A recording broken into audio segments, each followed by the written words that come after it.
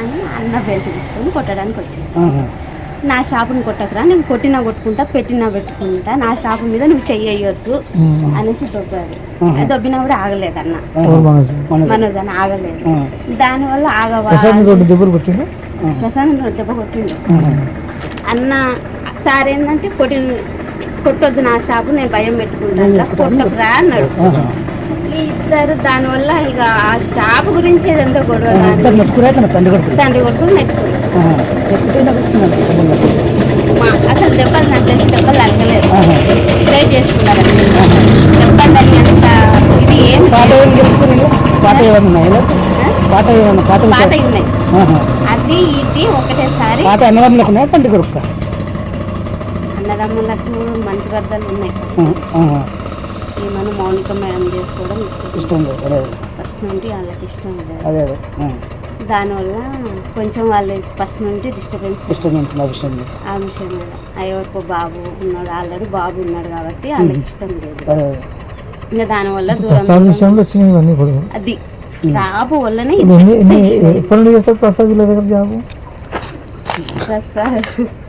Prasad job వాడు 6 సంవత్సరాలు 4 సంవత్సరాలు హైదరాబాద్ కాదు, సార్ దగ్గర. ఇప్పుడు ఇంట్లో ఎవరెవరు ఉన్నారు? మనోజ్ నుండి మౌనిక ముందు అమ్ముంది, ముగ్గురు. సార్ లేడా? మార్నింగ్ మేడం వచ్చి ప్రసన్న మేడం వచ్చింది కదా,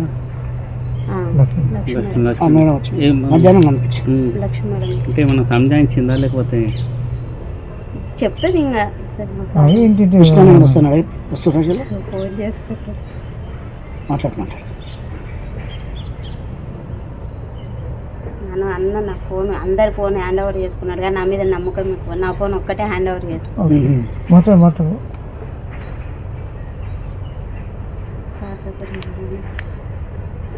ఎన్ని గంటలకు అయింది? నైట్, శనివారం నైట్. అంతేనా? ఇక్కడ ఇంకా